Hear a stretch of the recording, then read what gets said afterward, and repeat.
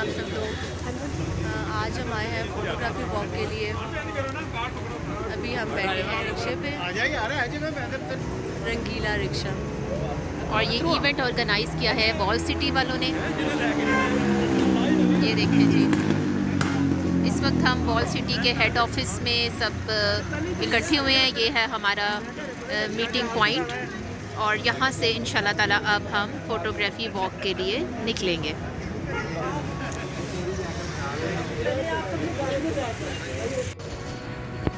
ये जी सबसे पहले हम लोग ये फ़ोटोग्राफ़ी वॉक में रुके हैं पंजाब पब्लिक लाइब्रेरी। यहाँ पर हम एंटर हो रहे हैं सब।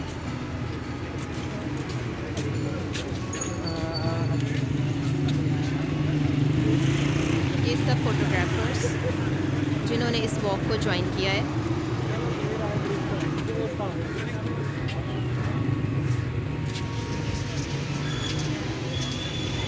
माइक का इस्तेमाल नहीं करूँगा, आपने कोऑपरेट करना है, थोड़ा सा पास रहना है। सिर्फ आपके मुझे 1 या 2 मिनट चाहिए, उसके बाद आप लोग अपनी फ़ोटोग्राफी कीजिएगा। अभी हम इस वक्त वज़ीर ख़ान की बारादरी में मौजूद है। वज़ीर ख़ान जो था ये मुग़ल बादशाह के ज़माने में, शाहजहाँ के ज़माने में ही वासी डॉक्टर, ही वासी physician of the royal family. इसी बंदे ने, इसी हकीम ने वज़ीर ख़ान की मस्जिद जो दिल्ली दरवाजे के अंदर है उसको तमीर करवाया और साथ में शाही हमाम को तमीर करवाया और उसकी बारादरी यहाँ पे बनी हुई है। इसे बारादरी कहने की वजह यह है, रीज़न ये है कि इसके 12 डोर्स हैं, 12 आर्चिज़ है। इसी तरह आपने शाही कला और बादशाह मस्जिद के दरमियान वाली जो जगह है जो संगे मरमर से बनी हुई है, जिसे महाराजा रंजीत सिंह ने तमीर करवाया था, उसे भी बारादरी कहते हैं। तो उसके भी 12 दरवाजे हैं और इसके भी 12 दरवाजे हैं। ये जो दीवारों के ऊपर आपको पेंटिंग्स बनी हुई नज़र आ रही है, ये फ्रेस्को की पेंटिंग है। आप रोज़ाना फ्रूट्स और वेजिटेबल जूसेस का इस्तेमाल करते हैं, अनार का जूस, चुकंदर का जूस, लेकिन आज से 400 साल पहले फ्रूट्स और वेजिटेबल के जूसेस से जो पेंटिंग्स की जाती थी उसे फ्रेस्को कहते हैं, जो आपको यहाँ पे नज़र आएगी। अब आप लोग अपनी यहाँ पे फोटोग्राफी करें। अगर किसी की कोई क्यूरी होगी, अगर किसी ने किसी जगह पे जाना होगा तो आप अपने गाइड को पूछ सकते हैं। आपका गाइड भी आपके साथ साथ।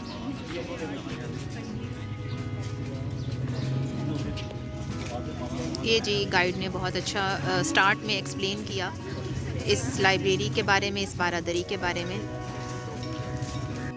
ये जी सब लोग आपको फ़ोटोग्राफी वॉक है तो वीडियोस बनाते हुए, फ़ोटोग्राफ्स लेते हुए नज़र आ रहे हैं। ये देखें सब बहुत बिज़ी हैं इस वक्त अपनी अपनी फ़ोटोग्राफ्स लेने में।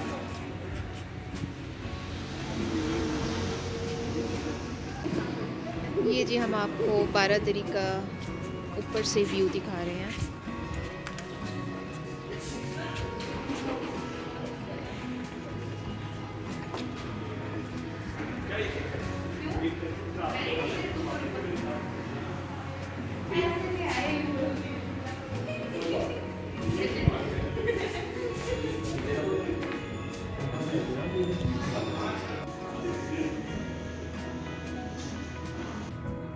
ये अब हम लोग आ गए हैं बारादरी की छत पर, बिल्कुल टॉप पे।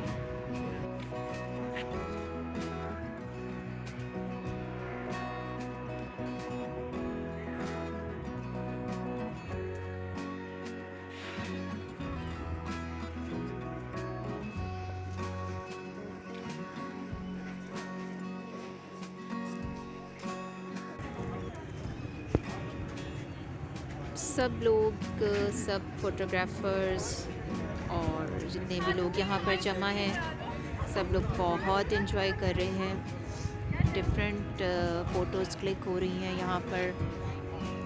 और मौसम भी इस वक्त बहुत अच्छा है, बहुत सर्दी नहीं है लेकिन ठंडी ठंडी हवा चल रही है, जो कि हमारे इस जो इवेंट है आज का फ़ोटोग्राफी वॉक का, उसका मज़ा दोबारा कर रही है। और यहाँ पर अनाउंस कर दिया गया है कि मज़ीद 5 मिनट्स में हम यहाँ से निकल जाएंगे एक दूसरे पॉइंट के लिए इंशाल्लाह ताला। अब हम यहाँ से नीचे उतर रहे हैं।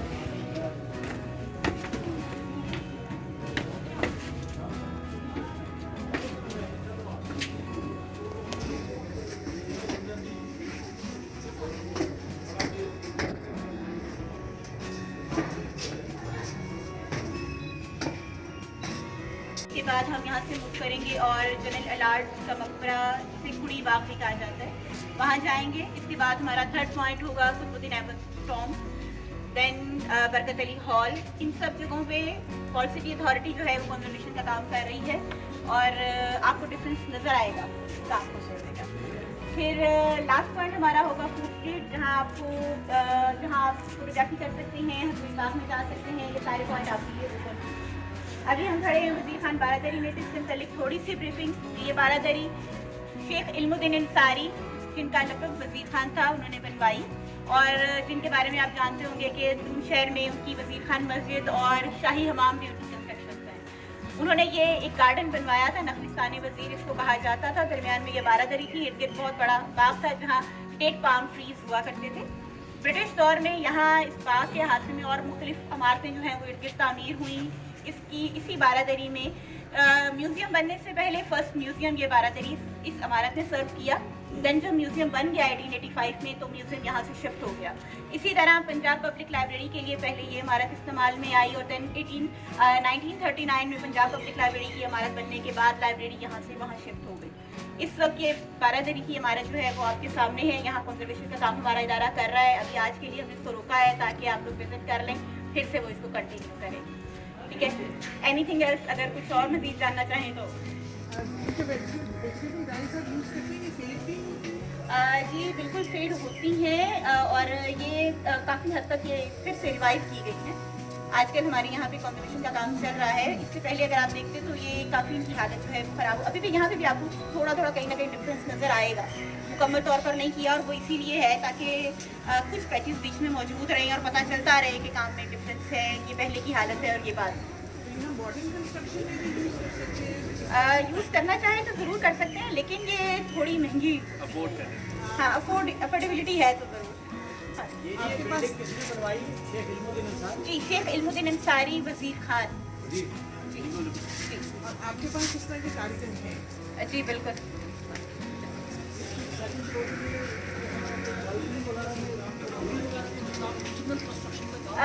अभी तक तो हमें ऐसे कोई ट्रेसेस नहीं मिलेंगे। यहाँ इर्द गिर्द कोई ग्रिल वगैरह मौजूद ऑब्वियसली होता होगा। प्लीज़ ज़रा तवज्जो करें।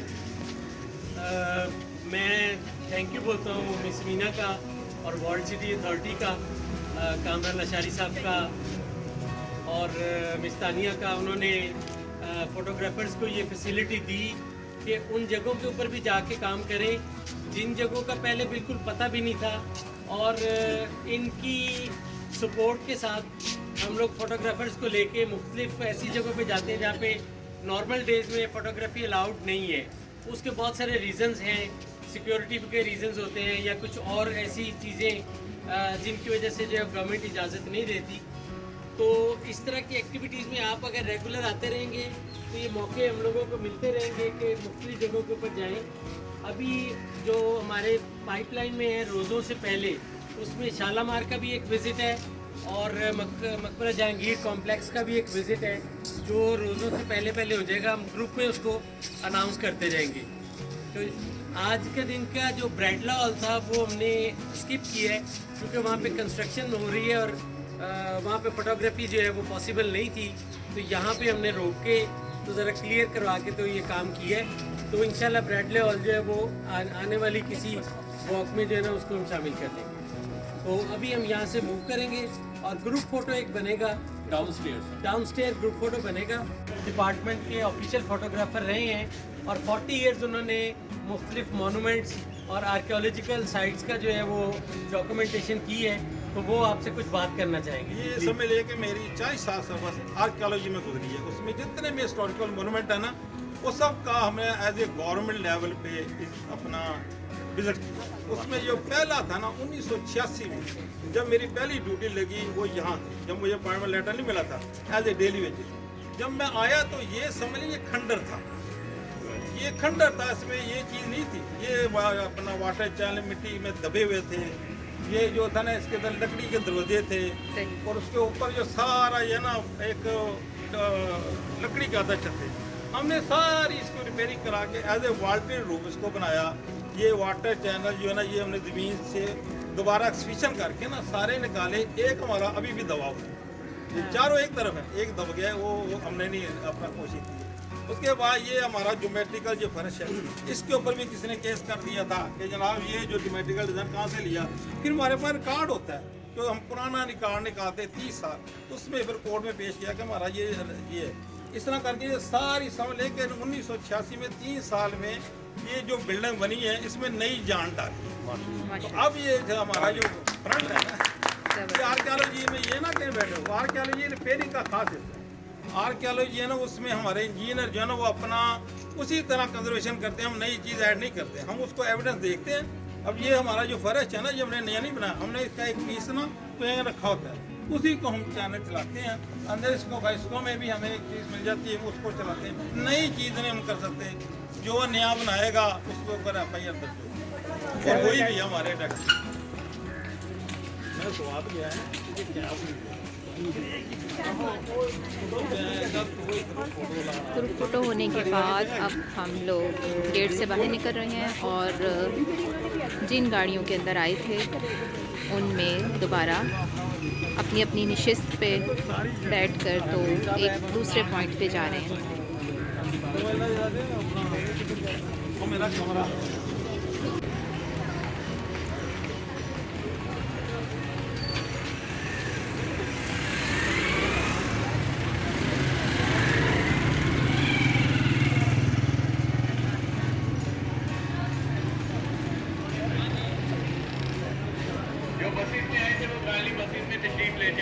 जो रिक्शा में बैठना चाहते हैं वो रिक्शा में बैठ सकते हैं। ये सब कुछ आप ही के लिए हाँ इकट्ठे उधर कर लेंगे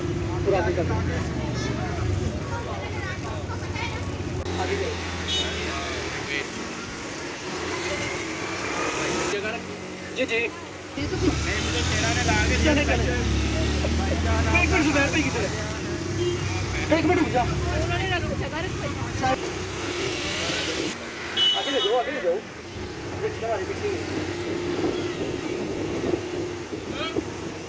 बस रुक जाओ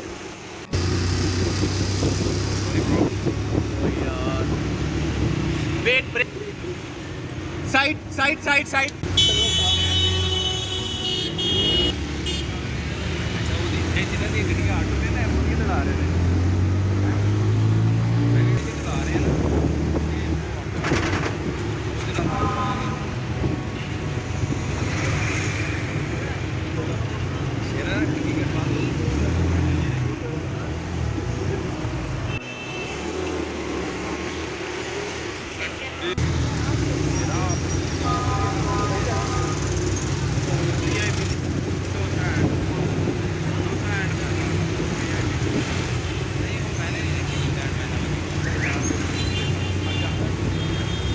टाइम ही नहीं है यार, पढ़ने के लिए भी टाइम चाहिए। मियाँ साहब मियाँ के नारे बजने ओके जी आगे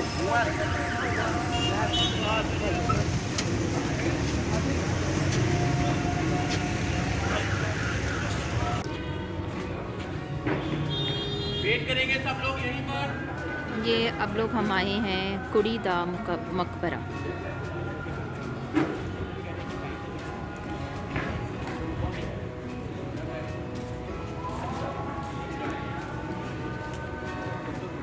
जी क्या प्राइस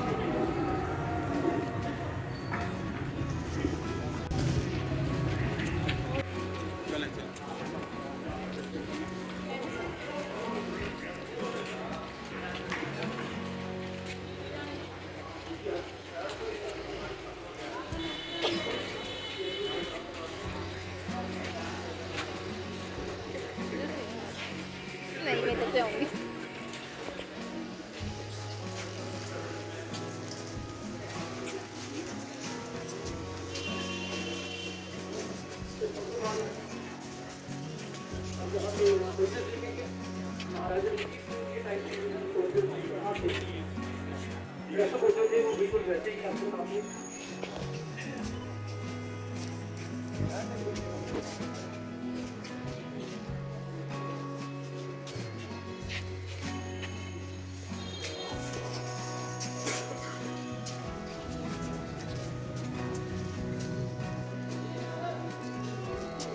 पिक्चर्स लीजिए। तो एवरीबॉडी अगर आप इनके साथ पिक्चर लेना चाहें तो अपनी पिक्चर भी बना सकते हैं सोल्जर्स के साथ।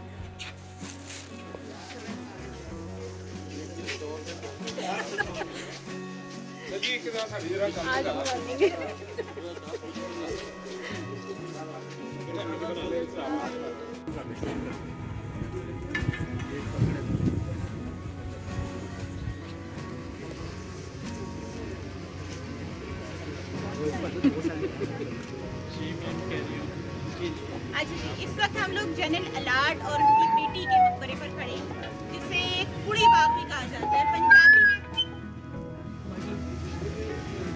जनरल अलार्ड के मकबरे पर खड़े हैं। इसको ये जनरल अलार्ड और उनकी बेटी दोनों का मकबरा है यहाँ पर।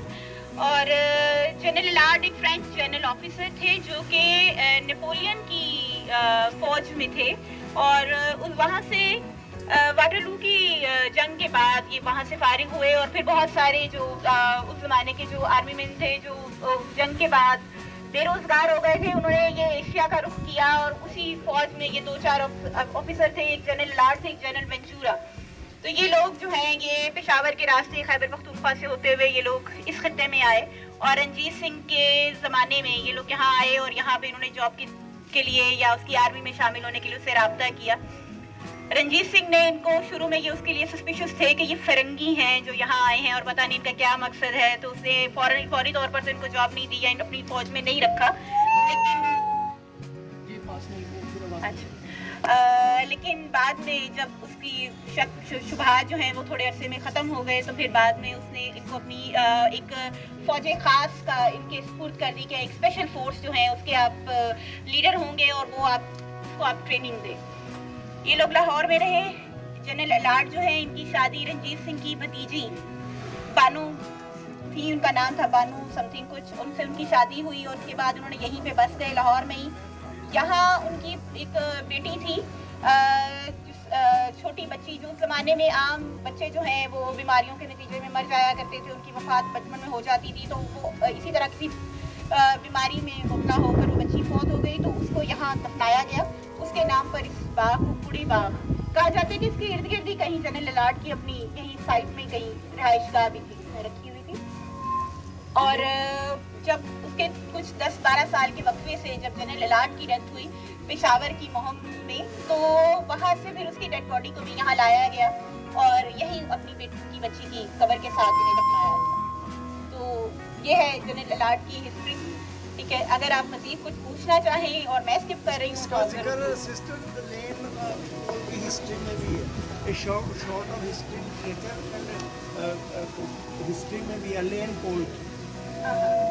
अच्छा, इसमें एक चीज़ मैं मज़ीद क्लियर कर दूं कि जनरल अलार्ड जो थे वो ब्रिटिश राज का पार्ट नहीं थे, नहीं पता, बल्कि क्योंकि आम तौर के ऊपर कोई जो इस तरह के जनरल के मकबरे वगैरह हैं, तो वो उनका यही कंसेप्ट है कि शायद ये ब्रिटिश राज के हैं।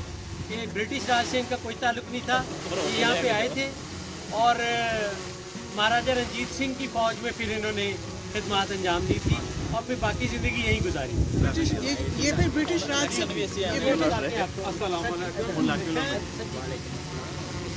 ये ब्रिटिश राज से पहले आए हैं ना। फिर बेसिकली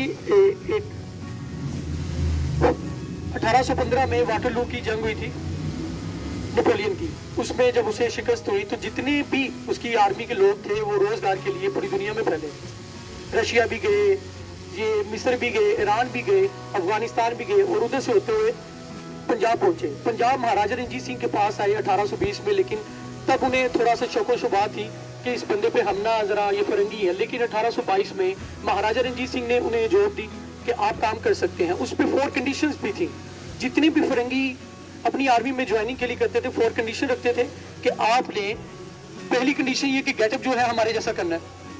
सेकंड कंडीशन ये होती कि आपने यहाँ की किसी एक लोकल औरत से शादी करनी है।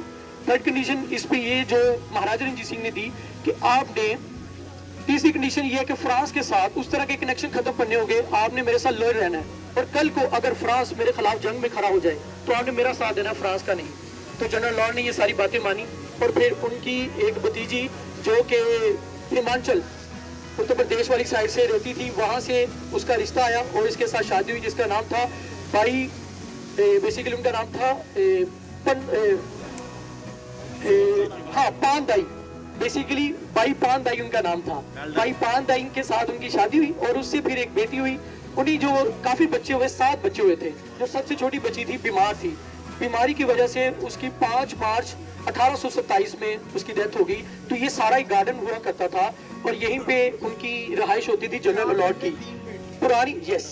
पुरानी अनारकली बाजार जो थी, ये जो हम देखते हैं, इसे रसाला बाजार कहा जाता था। रेजिमेंट जो उनके लिए रेजिमेंट थी, जितनी एक जो फोर्स थी, एक टुकड़ी जिसके ये सलार थे, वो बेसिकली एक तरह के कमांडो के थे। जैसे कमांडो हम अपनी फोर्स में कमांडो है, इस तरह की इनकी जो थी वो सबसे फौजी जो खालसा जिसे कहते हैं, फौजी खालसी राज जो था, बेसिकली एक टुकड़ी कहा जाता था। फिर इन्होंने काफी ऐसे काम किए। एक दफा तो ये भी कि ये जो जनरल अलॉट है, इन्होंने जब ये सारे जितने भी काम कर रहे थे सोल्जर, एक सोल्जर थक गया तो उसे गोली मार दी।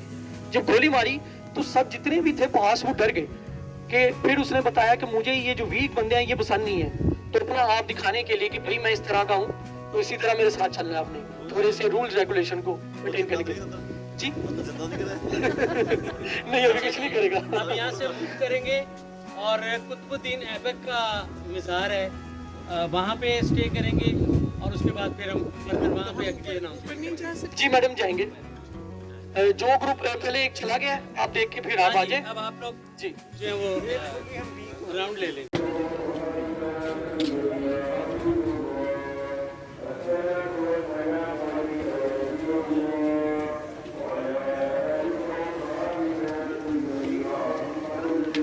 ये ऊपर जाने का रास्ता है जो हमें बेटी और बाप दोनों की कब्र तक लेकर जाएगा, यानी कि मकबरे तक लेकर जाएगा।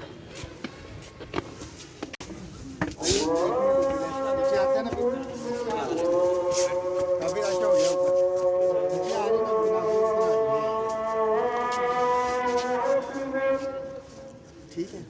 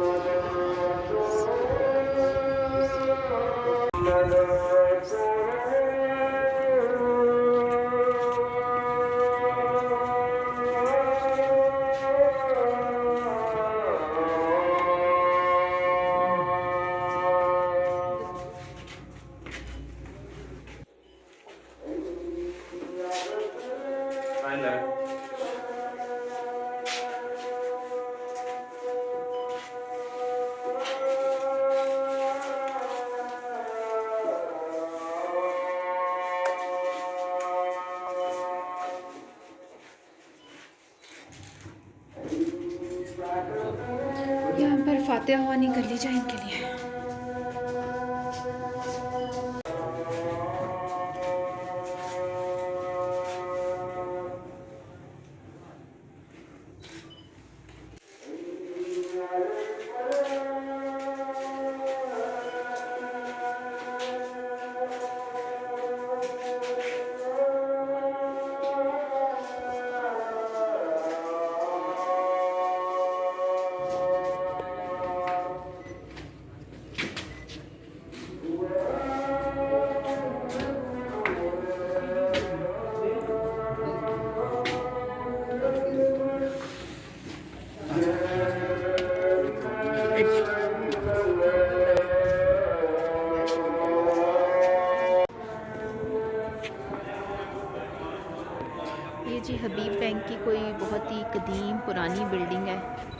जिस पर हमें अभी यहाँ पर लिखा हुआ नज़र आ रहा है गोदाम हबीब बैंक लिमिटेड। ये मैंने कोशिश की है कि कैमरा आपको दिखा सके।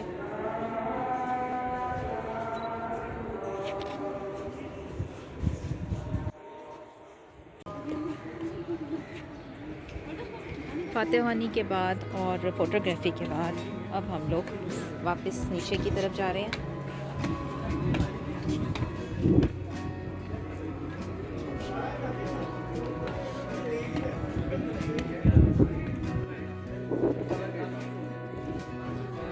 लोग यहाँ पर ग्रुप पिक्चर के बाद निकल रहे हैं कुतुबुद्दीन ऐबक के मज़ार पर।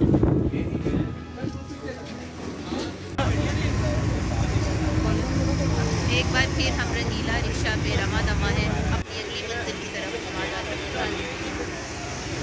और इसमें हमारी कहाँ की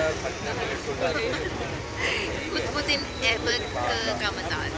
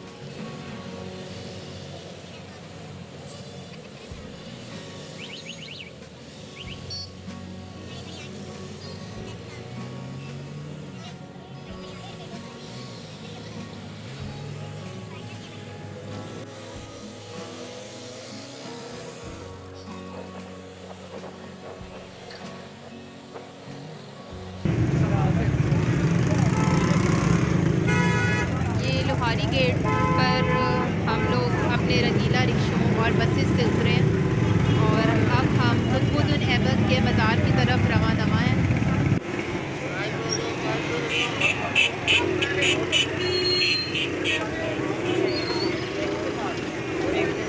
और हमें इंस्ट्रक्शंस दी गई हैं कि ये जो ब्लू